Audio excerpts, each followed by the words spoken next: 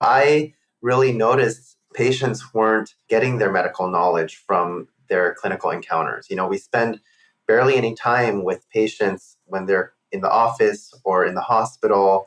And the moment they step out of the hospital or the clinic, they are being bombarded with information from all directions that could potentially be good, but also there's a lot of it out there that's bad. And social media gives us an opportunity to communicate with patients, with our communities, even outside of work hours. And it allows us to go beyond that one-on-one patient interaction. And now, from San Francisco and the UCSF Rosenman Institute, the Health Technology Podcast with your host, Christine Winoto.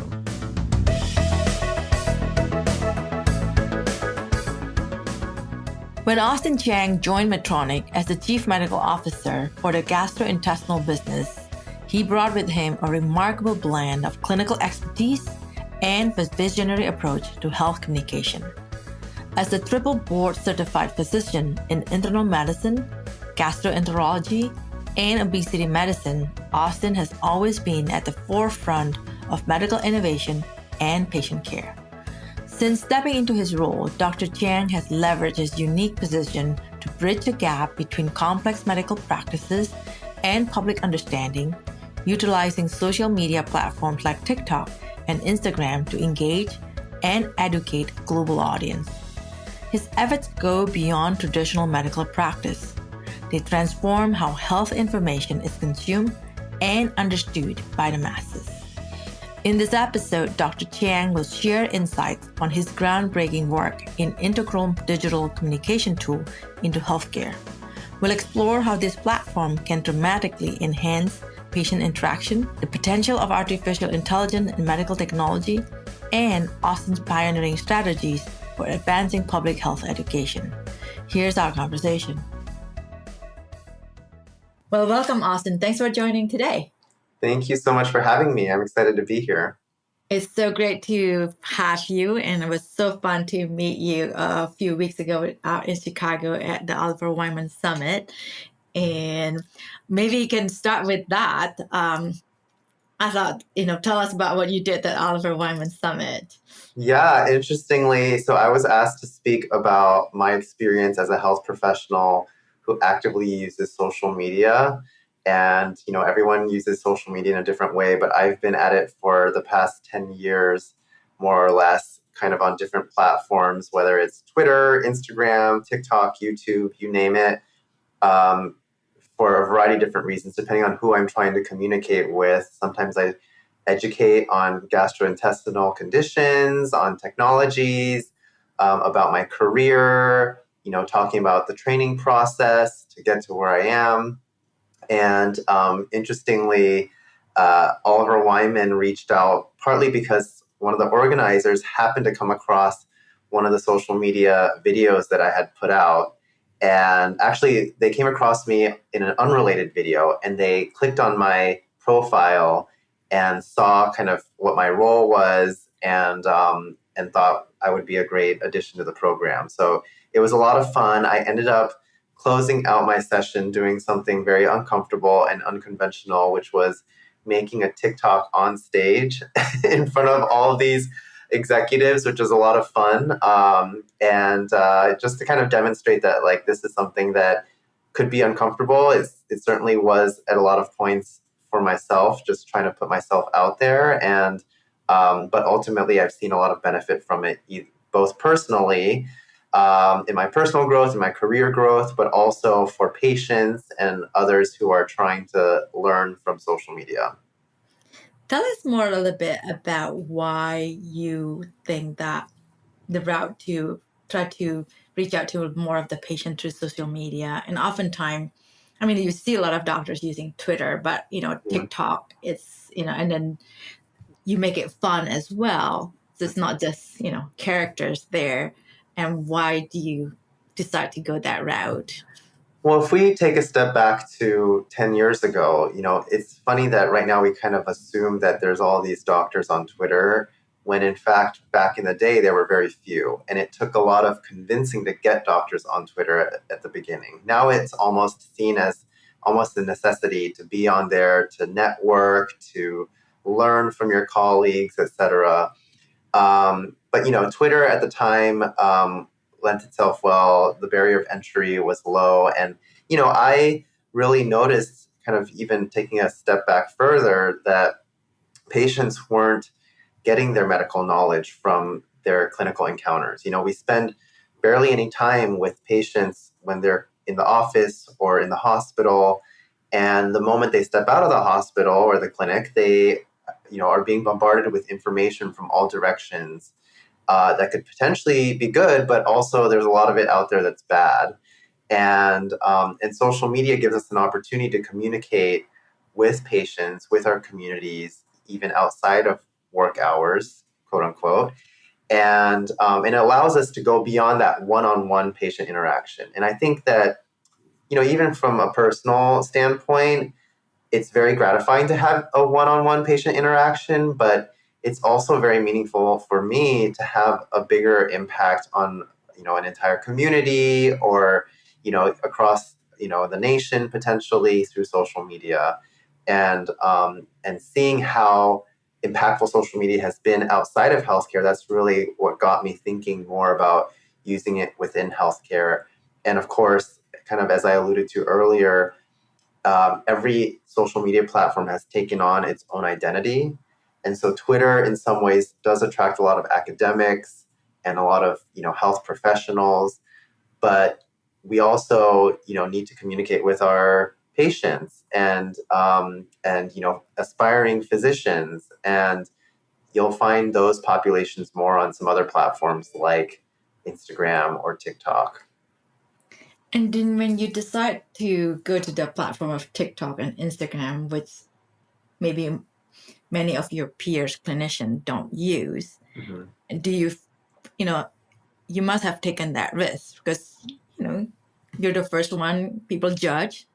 Yes, actually, that's funny that you mentioned that. I will say that with Instagram, I certainly was not the first one on there doing this. So there were very few of us, relatively speaking, back in 2017 when I sort of made the transition from personal to professional on there. And yeah, it did take some getting used to because suddenly I had to put my own face out there because it's a very visual platform, and I did have some pause. And I felt like it was the right timing then because I had pretty much completed my training and felt like I was in a good position to do something like that. Then on TikTok, to be quite honest, when I started, I didn't intend for anyone to actually see it. I was using it for fun, just to get to know what the platform was all about and how to use it.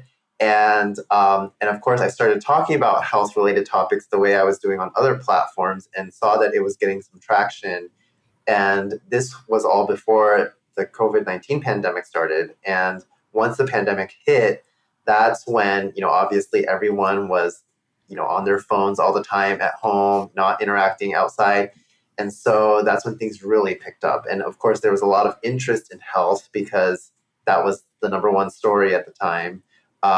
So it was a great opportunity to really start talking about these sort of topics. And I got a lot of my friends from other platforms to jump on TikTok. And I think all of us were uncomfortable kind of using TikTok and, doing short form video the way we were doing.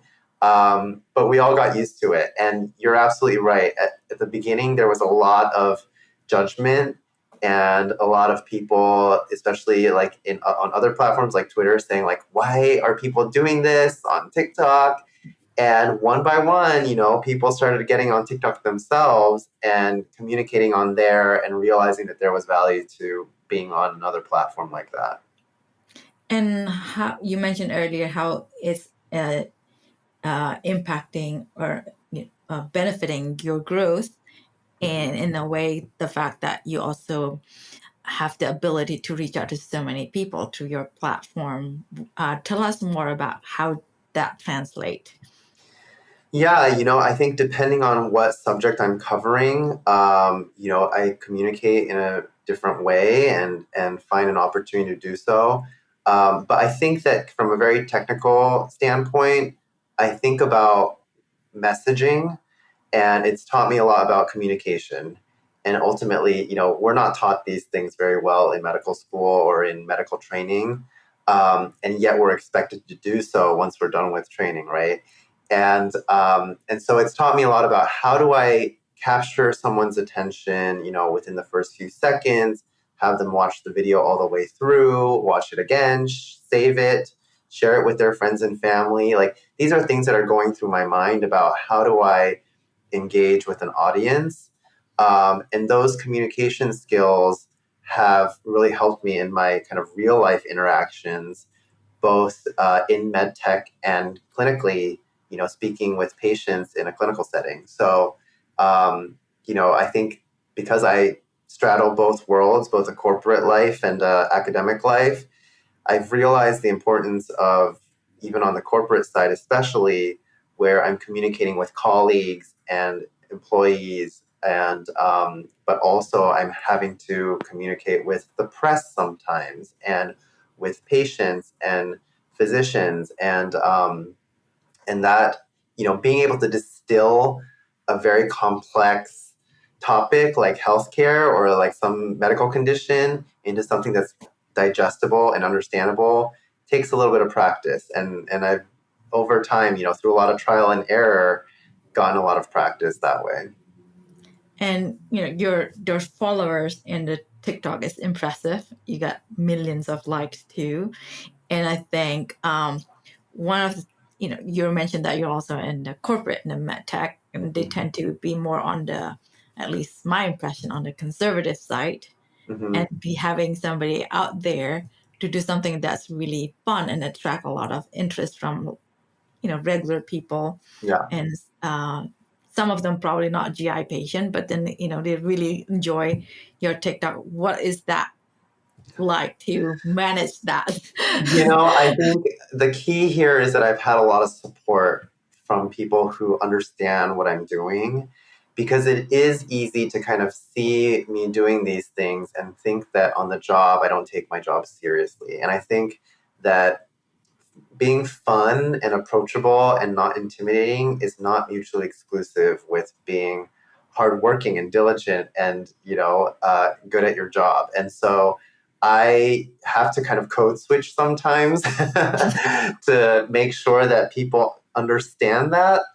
But I think that this is, what I also recognize is that there's so many people on platforms like TikTok. Yes, it tends to skew younger, but those younger individuals are going to grow up and be the doctors of the future, are going to be your customers and consumers of the future. They're going to be the patients of the future. So to ignore the way that they consume information and dismiss it, I think would be a huge misstep. And I imagine that your patient, because I follow your TikTok before, and I found it really informative. It has a lot of good information, and it's fun, and then it's funny too, which make it easier to remember the message, right? And so I assume some of your patients probably, after they met you, they kind of know that you have that TikTok. Yeah. And do you feel like you get their compliance more? That's a fantastic question. I think that when they follow me and they see, because I share a lot about my own personal life and what I'm doing, throughout the week, and developing that relationship, I think, builds a certain degree of loyalty, especially in this day and age, right? When patients have their choice of practitioners to go see. Like, sometimes there's an element of shopping around, and yes, I think that they do build that sort of personal relationship a little bit better with me. And that said, I think that there are some patients who do discover me on social media first and then can come to see me, which is pretty rare. But for those patients, I think that they are pleasantly surprised to see that in a clinical setting, in a professional setting, I am not doing, ridiculous things. And, I obviously, like, when I'm seeing a patient, I am very serious about what I'm doing in that setting. So I think that they also feel comfortable that, okay, I'm not just all having fun. I'm also, I'm also thoughtful about my actual work. Mm-hmm. It's interesting that, I think it's funny how trust is so important. And I think the fact that they got to know you a little bit through the platform, make it build that trust. And I think oftentimes patients don't like to be told what to do by people that they don't trust. Yeah, trust goes both ways too. And I've learned a lot of lessons along the way. I think that, I also am very careful with how I communicate because of things that maybe I've been reminded of in the past. Like, I think I might have mentioned this during my talk, but, for instance, if I am up late working on something, or if I'm not feeling so great because I feel sick, like those are things that I might not necessarily share on social media because I don't want that to impact people's perception of the care that I'm giving them, and to make them feel, especially if I'm doing procedures the following day, that will they feel nervous because I've shared something that, that makes them feel like I'm not carrying out my job to the best of my ability. Because it's all about trust, and it's all about also, I think, seeing trust in a different light here, or in a different context. When we think about social media in general and doing these fun things, there is still, I would say, a general, lack of acceptance by a lot of organizations because it is risky, right? Like, if you don't know your guardrails, you can easily step out of bounds. Mm-hmm. And I've developed a good amount of trust with the institutions that I've worked for to allow me that flexibility to still remain on social media, share, my opinions, do what I'm doing, and be mindful and know when not to cross the line and know when not to overshare, because it's a very special relationship that we have with our patients, and we don't want to destroy that. Mm-hmm. So you mentioned about working with your employers. You work in a hospital. Mm-hmm. You also work in Medtronic. You're the chief medical officer for their endoscopy. Tell us more about that work and how. Actually, maybe you can share how you first met the CEO of Medtronic. I thought that was an interesting that story is a good one. Yeah, I think this opportunity to join Medtronic was pretty unexpected. And long story short, I said that I would do it, but also I wanted to continue practicing clinically because I think it's very relevant to still be in the field, taking care of patients in that way. But the fun story basically was that one of the TikToks that I had made about a different medical device before I joined Medtronic, that video had made its way to a meeting before the Medtronic CEO, Jeff Martha. When I first met him in person, he said, "Oh, someone showed me your TikTok because that company actually approached him." And so I was very surprised that was my introduction to him before meeting him in person, was that he had seen a TikTok of mine. But I think, it's been an interesting, situation to navigate social media. I feel like there's, again, a huge opportunity here to use social media. But there are also a lot of risks involved. And I remember reading the social media policy very carefully, because, we're here dealing with a very heavily regulated area within medicine. But I also think that, there's an opportunity to clear up a lot of misunderstandings and misconceptions about, medical devices and technology and how innovation comes to be. Because I think, generally speaking, before I joined Medtronic, I had a very limited understanding of how technologies are developed and how innovation is introduced onto the market. And I wish a lot of my colleagues understood it better, because I think there would be a greater appreciation for how heavily regulated this space is, what all the checks and balances are, how it takes an entire literal village to, make something happen, and to actually make sure that things are safely rolled out for the benefit of our patients. So I think that despite social media having been around for a long time, and healthcare has sort of been late to the game in general, but even deeper than that, medical devices and other aspects of healthcare, I think, could even use a little more work in using social media to get the message out there. I think social media is definitely is here to stay. And I think it's a new thing. It's always, why do you need to jump into the bandwagon if you don't need to? I think sometimes. But I want to take on a little bit about what your comment about things that you did not know until you part of joined Medtronic. Like, what are the things that it surprised you before you understand the whole development of medical devices? Oh my Like many God. of the colleagues, because I think people always, you always blame it on the others, right? Yeah. Yeah, I think that there's just so many things. There's a whole list in my head. Some of it is like, you may have a great technology or invention or idea, but there needs to be right product market fit. There has to, it needs to address a real clinical need out there. The product or the device and making sure everything around that is um, correct is one half of it, but then there's the commercialization aspect of it. How do you develop the market and encourage adoption? And, what happens after the device has been rolled out? There's, a whole monitoring kind of process and, things that have to be done for patient safety to make sure that that is insured, for all time. And so there's, a lot involved there. And, the least of which I think is also one area that I kind of directly oversee for our business is medical education, and how I certainly, personally speaking, this is just from my own perspective, I don't think I truly appreciated the value of medical education coming from the medical device company when I was in training, because there's so much that you need to learn and have to learn while you're going through training, but there's a lot more detail and a lot more out there that, or sometimes people just don't even learn specific devices at all.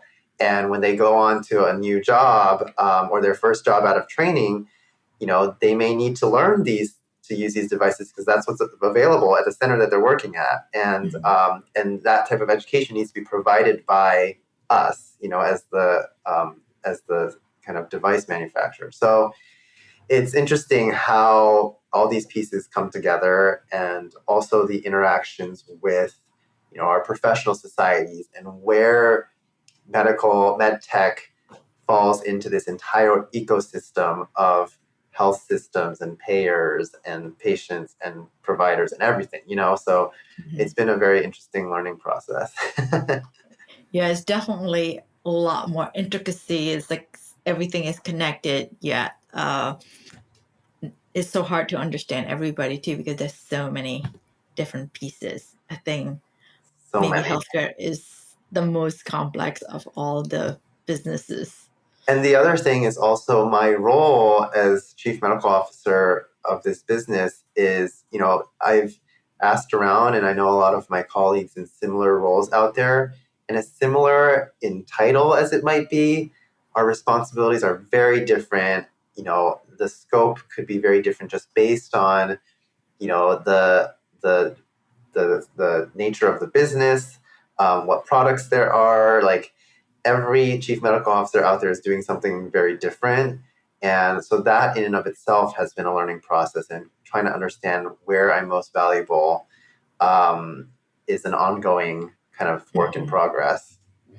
Do you think, because I know there's so many chief medical officer in many different industry, right? Not industry, in the healthcare, in the devices, in the pharmaceutical, and even the healthcare services, they call all chief medical officer, but they all do different things. Yeah. It's almost that, does that mean give you a lot of freedom to kind of carve out what you want to do? I have been given a lot of freedom to sort of define. I think now it's become a little more solidified. I think initially it was trying to identify where I would be most valuable and impactful, and then that sort of has ended up defining what I do, and also kind of what my own personal strengths are and what I bring into the business to begin with. And I think part of that for me, kind of to bring this back to the social media topic, is, that's what's unique about, I think, what I bring to the business is this sort of social media, external facing connection. And that has brought about a lot of interesting opportunities to kind of represent Medtronic out, when it comes to advocacy, or, I was, a part of some conversations with the White House sort of cancer moonshot program when it came to colorectal cancer awareness and screening. And, I'm not certain that some of those opportunities would have been available if I wasn't so external facing, and similarly, like some media opportunities, like speaking, um, uh, being asked to comment on Good Morning America about Bruce Springsteen and how he canceled his shows last month because of symptoms of peptic ulcer disease. Um, and so, I've been able to lend my expertise in that way, thanks to, I think, some of this social media experience. And speaking of that, you also, I just saw on your LinkedIn that you were on the Health and Public Policy Committee for the GI endoscopy. Tell us more about what you guys discuss about and why, Yeah. what's the role that you play? Um, yeah. So, a part of being on, like, having an ongoing sort of academic practice is I'm still active, not only in clinical practice, but also participating with all of our major professional GI societies. And on one of them, I'm on the Health and Public Policy Committee. And we were on Capitol Hill advocating for certain causes that are relevant to GI, practitioners and patients, including, fixing prior authorization. That's something that I think is common across specialties. And, we wanted our legislators to recognize the administrative burden that often puts on physicians. Also, things that just simply don't seem to make sense, like step up therapy, and how patients who are stable, on certain medications may have to start from square one and be initiated on, just based on a treatment algorithm, because that's how insurance defines it.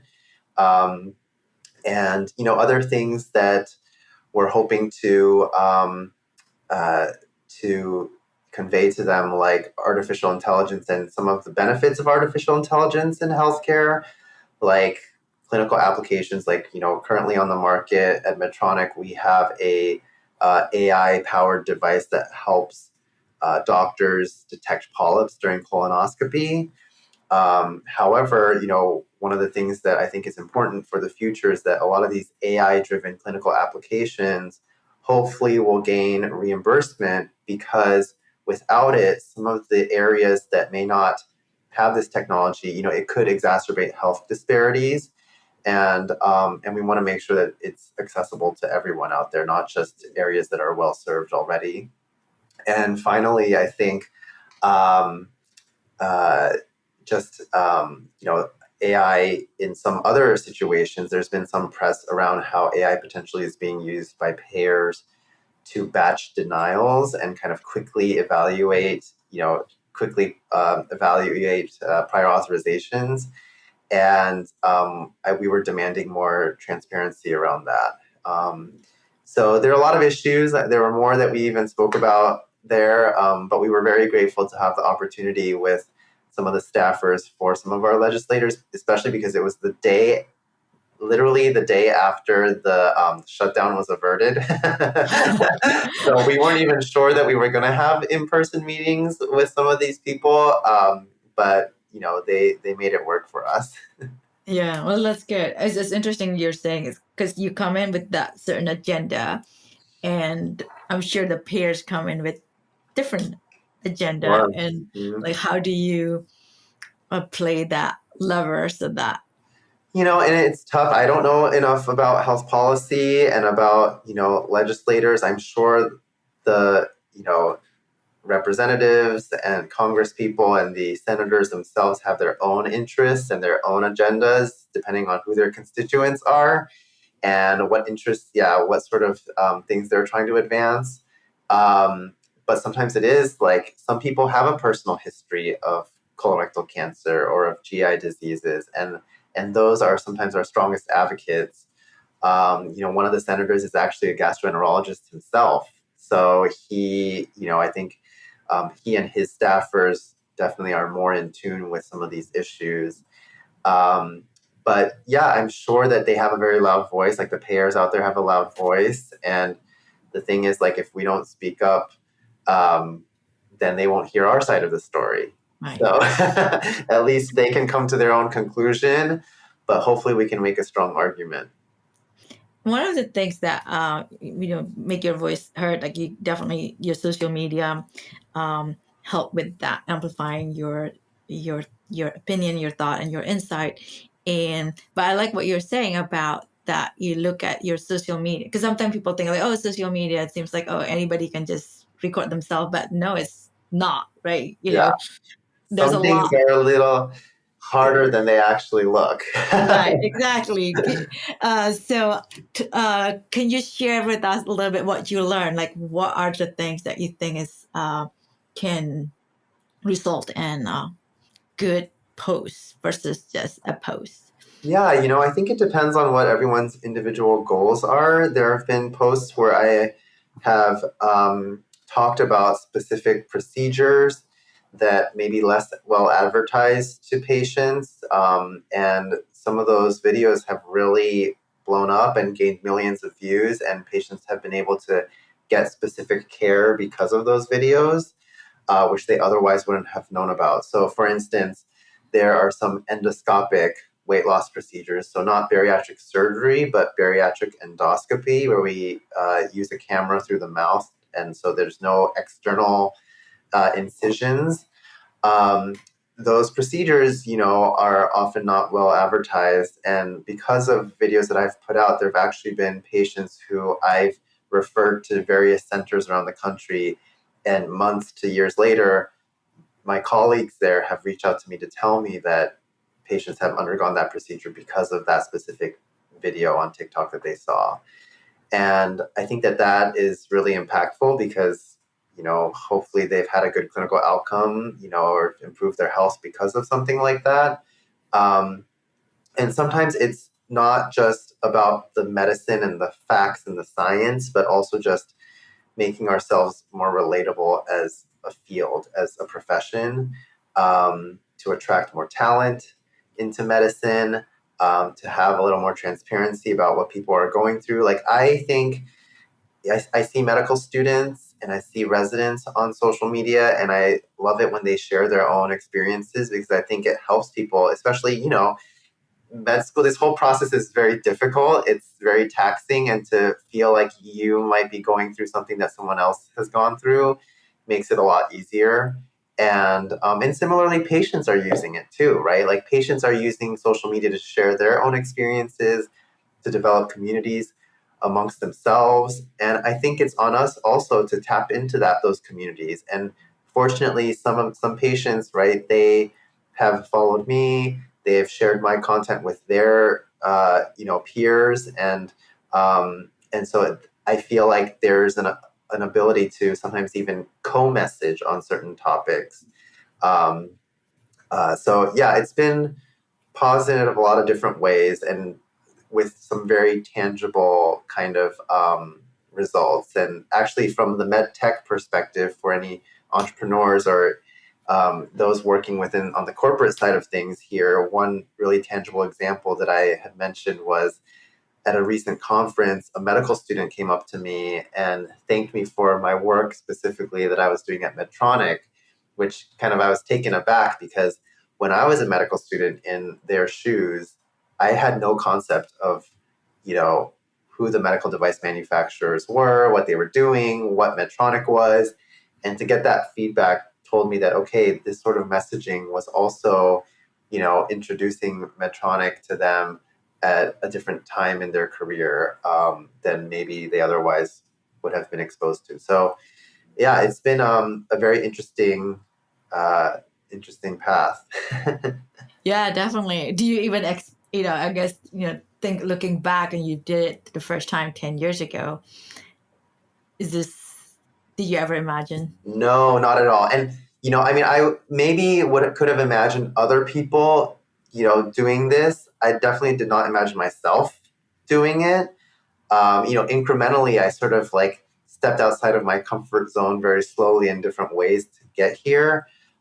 And a lot of it also had to do with timing, with when these social media platforms kind of transformed in the ways they did. And in the future, there's only going to be more social media platforms that will come about, and people will get bored of one and jump onto another. And so, I've also kind of adapted, and maybe I'll continue to adapt. But no, this is not how I expected things to turn out at all. And there were many times I will, in full transparency, mention that maintaining this for so long, like maintaining anything, I think is very difficult, especially when social media, we all know that there's some adverse effects on our mental health sometimes, when you're just online all the time and seeing what other people are doing. And there were moments where I felt like, oh, maybe I should just disconnect completely and just step back and not do this anymore. But there's always been something in those moments to remind me, of good things that I'm doing on there. And it's kept me going. And I've very fortunately gotten to a point where I feel like it's on my own terms. I can post when I want. I can, when I feel like I have something important to say, I can speak up. I'm not forcing myself to do it, because what I'm after here is not, chasing after the number of followers or views or likes. I feel like I have, a great audience who, values what I have to share. And so, they know that whenever I'm sharing something, that it's either going to be really meaningful and valuable information, or it's going to be really entertaining. So one or the other. I'm not just going to put out something that I think is, only partially thought through. And I think as maintaining something can be tooling. You mentioned that there's certain things the good thing. What is the good side that keep you going? This is something that important work for you that you want to continue doing. Yeah, I think it's like some of those tangible results that I mentioned, getting patient feedback where they tell me that, this has changed their health behavior, or that they've been able to share this with their friends and family and gotten them to get screened for cancer, something like that. And those are the sort of reminders that tell me that, okay, even though I can't see it on a daily basis, the message is getting out there, and I feel like I'm playing a part in, advancing public health to a certain extent. And part of it, I think my contribution to this landscape isn't just my own presence, right? I think it's also hopefully inspiring other people along the way to do their best thing. That some people are far more skilled about talking about, obviously in other specialties, they talk about their expertise, but they can also be creative in their way and share a different side of themselves. And I've really value that. I think that I kind of alluded to this a little bit earlier, but people have always viewed doctors and healthcare as this, very intimidating, right? And unapproachable, and white coat hypertension is the real thing. And here we can try to bridge the gap a little bit better between the practitioner and the patient by showing that we're human too. We have the same interests and the same concerns and questions that people have. And, science isn't perfect. And, it's good to have some transparency around how we think about medicine, how we practice medicine, how we think about the future of healthcare, and especially with medtech, how all these pieces come together. That's great. Well, thank you. Thanks for sharing your insight, and thanks for entertaining us in a topic that can be hard and also funny sometimes. So I think that's great. Yeah, well, thank you so much for the opportunity to come on here. Okay, great. Thank you.